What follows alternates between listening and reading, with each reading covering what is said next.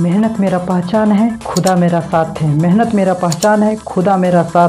मंजिल मेरा कामयाबी है, उसे पाना मेरा काम है, उसे पाना मेरा काम है। जय हिंद दोस्तों, आप लोग के अपने YouTube channel Mrityunjay study online में स्वागत है। हम मृत्युंजय शर्मा आप लोग के लिए भौतिक विज्ञान का महत्वपूर्ण चैप्टर। चलिए देखते हैं पहले भौतिक विज्ञान। भौतिक विज्ञान में कहाँ कहाँ से क्वेश्चन आते हैं, और चलिए मेरा उद्देश्य ही होता है कि आसान से आसान भाषा में समझाना। चलिए सीखते हैं आसान से आसान भाषा में। पहला क्वेश्चन इससे बनता है कि भौतिक की जनक है, भौतिक के जनक हैं। भौतिक के जनक किसे कहते हैं? न्यूटन को। जबकि भौतिक के आधुनिक जनक कौन है? भौतिक के आधुनिक जनक कहते हैं किसको? आइंस्टीन को। जबकि भौतिक के जनक कहते हैं न्यूटन को, और भौतिक के आधुनिक जनक किसे कहते हैं? आइंस्टीन को। अब ये तो हो गया भौतिक में से ये पूछा जाता। अब है भौतिक का महत्वपूर्ण चैप्टर, जो कि आप लोग को भी लगता होगा, आप लोग जानते भी होंगे कि भौतिक का महत्वपूर्ण चैप्टर लाइट, जिसको हम हिंदी में प्रकाश कहते हैं, आज उसको देखेंगे। प्रकाश को, प्रकाश में लगता होगा कि आप लोग को कि प्रकाश में क्या क्या पढ़ने का चैप्टर होगा। तो पहला है प्रकाश की घटनाएं। पहला क्या है? प्रकाश की घटनाएं। प्रकाश की घटनाएं में क्या क्या पढ़ना है? प्रकाश का प्रवर्तन, प्रकाश का अपवर्तन, प्रकाश का पूर्ण आंतरिक परिवर्तन, प्रकाश का प्रकीर्णन, प्रकाश का वर्ण विक्षेपण। प्रकाश की घटनाएं में 5 चीज पढ़ने का था। अब दूसरा है दर्पण। क्या चीज पढ़ना था? दर्पण। अब दर्पण में क्या पढ़ना है? अवतल दर्पण, उत्तल दर्पण, इसका पहचान, इसका उपयोग। तीसरा लेंस। तीसरा क्या पढ़ना है? लेंस। लेंस में पढ़ना है अवतल लेंस, उत्तल लेंस, इसका उपयोग, इसका पहचान। चौथा देखते हैं रंग। चौथा में क्या है? रंग। रंग में है प्राथमिक रंग, द्वितीयक रंग। पांचवा है सूक्ष्मदर्शी तथा दूरदर्शी। इसमें कौन सा लेंस लगा होता है, कैसा होता है, कौन सा लेंस होता है और कैसा होता है। प्रकाश की घटनाएं 5 चीज पढ़ने का है। 5 कौन सी है? पहला प्रकाश का प्रवर्तन। पहला क्या है? प्रकाश का प्रवर्तन, जिसको अंग्रेजी में हम लोग बोलते हैं रिफ्लेक्शन ऑफ लाइट। क्या बोलते हैं इंग्लिश में? Reflection of light. प्रकाश का प्रवर्तन। दूसरा है प्रकाश का अपवर्तन। दूसरा क्या है? प्रकाश का अपवर्तन, जिसको इंग्लिश में हम लोग बोलते हैं refraction of light. Refraction of light. तीसरा है प्रकाश का पूर्ण आंतरिक प्रवर्तन। तीसरा क्या है? प्रकाश का पूर्ण आंतरिक प्रवर्तन, जिसको इंग्लिश में हम लोग बोलते हैं total internal reflection of light. Total internal reflection of light. चौथा है प्रकाश का प्रकीर्णन। चौथा क्या है? प्रकाश का प्रकीर्णन, जिसको इंग्लिश में हम लोग बोलते हैं स्कैटरिंग ऑफ लाइट। क्या बोलते हैं? Scattering of light. पांचवा है प्रकाश का वर्ण विक्षेपण। क्या है? प्रकाश का वर्ण विक्षेपण, जिसको अंग्रेजी में हम लोग dispersion of light. Dispersion of light. चलिए देखते हैं पहला क्या था? प्रकाश का प्रवर्तन, जिसको अंग्रेजी में हम लोग बोलते हैं रिफ्लेक्शन ऑफ लाइट। अब reflection of light, reflection of light यानी प्रकाश का प्रवर्तन किसे कहते हैं? जब प्रकाश की किरण, क्या? जब प्रकाश की किरण किसी दर्पण से टकराकर उसी माध्यम में वापस लौट जाता है, उसी को हम क्या कहते हैं? रिफ्लेक्शन ऑफ लाइट या प्रकाश का प्रवर्तन। किसे कहते हैं? जब प्रकाश की किरण किसी दर्पण से टकराकर पुनः उसी माध्यम में वापस लौट जाता है, उसको हम क्या कहते हैं? प्रकाश का प्रवर्तन। अब है प्रकाश का प्रवर्तन का सबसे अच्छा प्रवर्तन किसको माना जाता है, यानी किसे कहते हैं? तो सबसे अच्छा प्रवर्तक माना जाता है समतल दर्पण को या चांदी को माना जाता है। किसको माना जाता है? प्रकाश का प्रवर्तन सबसे अच्छा प्रवर्तक समतल दर्पण या चांदी को माना जाता है। ये क्वेश्चन में बराबर पूछा जाता है कि प्रकाश का प्रवर्तन का सबसे अच्छा प्रवर्तक किससे कहते हैं या किसको कहते हैं? समतल दर्पण को या चांदी को। अब है दर्पण बनाने में किस किस चीज़ का लेप होगा। क्या? दर्पण बनाने में हमें किस किस चीज़ का लेप होगा? किसका होगा? चांदी का। किसका होगा? चांदी का या पारा का। चांदी या पारा का। जो कि आप लोग ने देखे ऊपर कि प्रकाश का प्रवर्तन क्या था? प्रकाश की किरण किसी दर्पण से टकराकर पुनः उसी माध्यम में वापस लौट जाता है, उसे क्या कहते हैं? प्रकाश का प्रवर्तन या रिफ्लेक्शन ऑफ लाइट। अब नीचे क्या था? सबसे अच्छा प्रवर्तक किसे माना जाता है? समतल दर्पण या चांदी को माना जाता है। वह नीचे दर्पण बनाने में किस किस चीज को, किस किस का लेप होगा?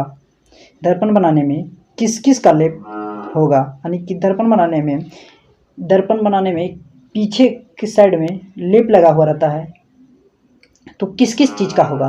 किस किस का होगा? चांदी का या फिर किसका? पारा का। चांदी का या पारा का। अब है प्रकाश का अपवर्तन। क्या है? प्रकाश का अपवर्तन, रिफ्रैक्शन ऑफ लाइट। इंग्लिश में क्या कहते हैं? Refraction of light. इसका उदाहरण पूछता है तो एग्जाम में क्या पूछता है? उदाहरण हम लोग देखते हैं। पहला उदाहरण है पानी में पड़ी हुई सिक्के। पानी में पड़ी हुई सिक्के ऊपर उठा हुआ दिखाई देना। इसका पहला उदाहरण क्या है? किसका? प्रकाश का अपवर्तन, जिसको इंग्लिश में हम लोग बोलते हैं रिफ्रैक्शन ऑफ लाइट। क्या बोलते हैं? Refraction of light. इसका पहला उदाहरण था पानी में पड़ी हुई सिक्के ऊपर उठा हुआ दिखाई देना। ऊपर उठा हुआ दिखाई देना।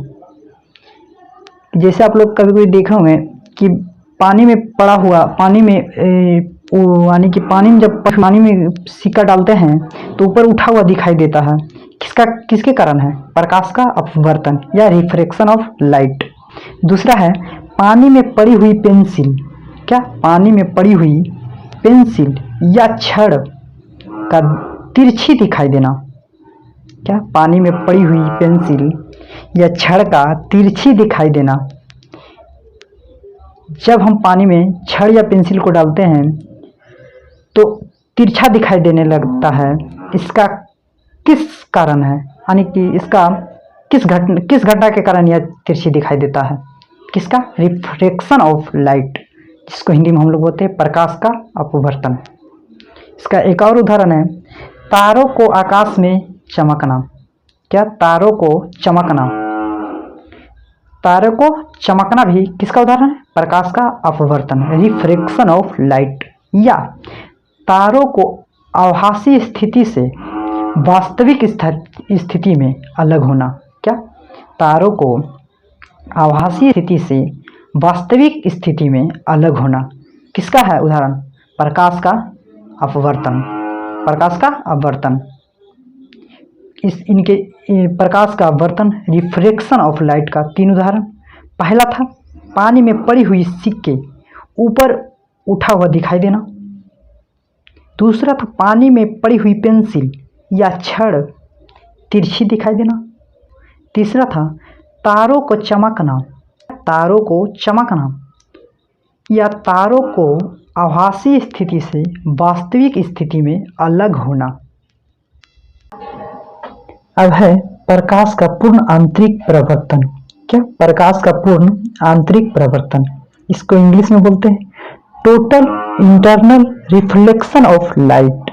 क्या बोलते हैं? Total internal reflection of light. अब इसके उदाहरण देखते हैं। पहला उदाहरण है हीरे का चमकना। क्या? हीरे का चमकना। हीरे का चमकना प्रकाश की कौन सी घटना के कारण चमकती है? यानी कौन सी घटना है? हीरे का चमकना प्रकाश की कौन सी घटना के कारण चमकती है? उनसे प्रकाश का पूर्ण आंतरिक परिवर्तन। हीरे का चमकना क्या है? प्रकाश का पूर्ण आंतरिक परिवर्तन, total internal reflection of light, प्रकाश का चमकना। दूसरा मृग मारीच का ये क्या है? ये भी प्रकाश का पूर्ण आंतरिक परिवर्तन के कारण ही बनता है।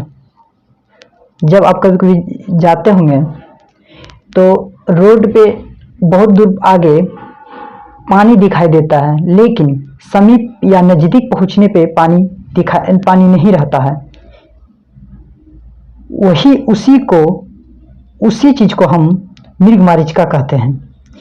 यह ज्यादातर राजस्थान में बनता है। कहाँ पे होता है? ज्यादातर राजस्थान में होता है। यह भी किसके कारण बनता है? पूर्ण आंतरिक प्रवर्तन, total internal reflection of light, मृगमरीचिका को बनना। तीसरा है प्रकाशीय तंतु। तीसरा क्या है? प्रकाशीय तंतु। इसको इंग्लिश में ऑप्टिकल फाइबर बोलते हैं। इसको इंग्लिश में क्या बोलते हैं? Optical fibre. यह डाटा केबल में रहता है। ये डिश वाला रहता है डाटा केबल, उसमें रहता है। क्या है? प्रकाशिक तंतु। चौथा है चटके हुए कांच को चमकना। क्या? चटके हुए कांच को चमकना। कभी आप लोग देखे होंगे कि कांच आधा से चटक जाता है तो उसके भाग, चटके हुए भाग चमकता है। वह किसके कारण चमकता है? प्रकाश के पूर्ण आंतरिक परिवर्तन के। क्या? प्रकाश का पूर्ण आंतरिक परिवर्तन, चटके हुए कांच को चमकना। पांचवा है पानी से आधी भरी हुई परख नली। क्या? पानी से आधी भरी हुई परख नली। जब हम परख नली को आधा पानी भर देते हैं तो खाली स्थान चमकने लगता है। क्या? चमकने लगता है। तो यह किस घटना के कारण होता है? प्रकाश का पूर्ण आंतरिक परिवर्तन के कारण। क्या? प्रकाश का पूर्ण आंतरिक परिवर्तन के कारण, जिसको इंग्लिश में हम लोग बोलते हैं total internal reflection of light. क्या? Total internal reflection of light. इसके उदाहरण एक बार फिर से देख लेते हैं। हीरे को चमकना, पूर्ण आंतरिक परिवर्तन। मृगमरीचिका को बनना, पूर्ण आंतरिक परिवर्तन। प्रकाशिक तंतु या ऑप्टिकल फाइबर, पूर्ण आंतरिक परिवर्तन। चटके हुए कांच को चमकना, पूर्ण आंतरिक परिवर्तन। पानी से आधी भरी हुई परख नली, पूर्ण आंतरिक परिवर्तन, जिसको इंग्लिश में क्या बोलते हैं? Total internal reflection of light. अब है प्रकाश का प्रकीर्णन। क्या? प्रकाश का प्रकीर्णन, जिसको हम लोग इंग्लिश में बोलते हैं स्कैटरिंग ऑफ लाइट। क्या? स्कैटरिंग ऑफ लाइट, प्रकाश का प्रकीर्णन। अब ये क्या है? अब इसको हम परिभाषा देखते हैं। धूल कण के कारण। क्या? धूल कण के कारण प्रकाश का बिखर जाना ही प्रकाश का प्रकीर्णन कहते हैं। किसे कहते हैं? धूल कण के कारण। क्या? धूल कण के कारण प्रकाश का बिखर जाना ही प्रकाश का परिवर्तन, प्रकाश का परिकीर्णन या स्कैटरिंग ऑफ लाइट कहते हैं। क्या? धूल कण के कारण प्रकाश का बिखर जाना स्कैटरिंग ऑफ लाइट कहते हैं। समझ गए? किसे कहते हैं? धूल कण के कारण प्रकाश का बिखर जाना स्कैटरिंग ऑफ लाइट कहते हैं। अब इसका उदाहरण है पहला, समुद्र का पानी नीला दिखाई देना। क्या? समुद्र का पानी नीला दिखाई देना किसके कारण नीला दिखाई देता है? प्रकाश का प्रकीर्णन, स्कैटरिंग ऑफ लाइट।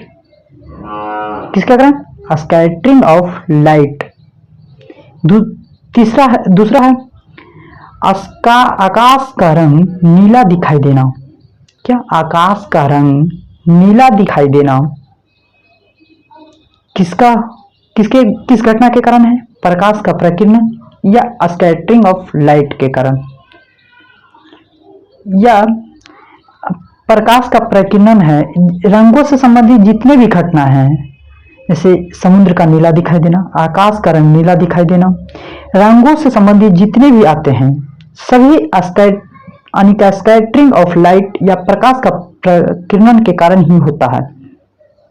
रंगों से संबंधित जितने भी घटना होते हैं सभी प्रकाश का प्रकीर्णन या स्कैटरिंग ऑफ लाइट के कारण ही होते हैं। अब तीसरा है सूर्य उदय एवं अस्त होते समय लाल दिखाई देना। क्या? सूर्य उदय एवं अस्त होते समय लाल दिखाई देना। अब ये हमें लाल क्यों दिखाई देता है?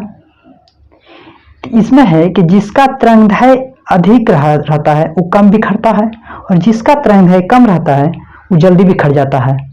यही कारण है कि जब सूर्य की रोशनी हमारे पास आती है तो तो जिसका तरंगदैर्घ्य कम होता है वो बिखर जाती है, और जिसका तरंगदैर्घ्य अधिक होता है वह रंग हमारे पास पहुंच जाता है।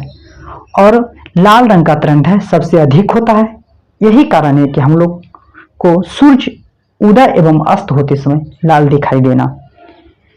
हम अभी बोले थे कि रंगों से संबंधित कोई भी घटना हो उसको हम प्रकाश का प्रकीर्णन के कारण ही होता है। किसके कारण? प्रकाश का प्रकीर्णन या स्कैटरिंग ऑफ लाइट। रंगों से संबंधित कोई भी घटना हो, लाल रंग, पीला रंग, काला रंग, रंगों से संबंधित कोई भी घटना हो प्रकाश का प्रकीर्णन या स्कैटरिंग ऑफ लाइट के कारण ही होता है। अब एक चीज, जिस रंग का तरंगदैर्घ्य अधिक होता है उसका प्रकीर्णन कम होता है। इसमें उल्टा होता है। क्या होता है? जिस रंग का तरंगदैर्घ्य अधिक होता है उसका प्रकीर्णन कम होता है। किसका तरंगदैर्घ्य अधिक होता है? लाल रंग का। किसका प्रकीर्णन कम होगा? लाल रंग का प्रकीर्णन कम होता है।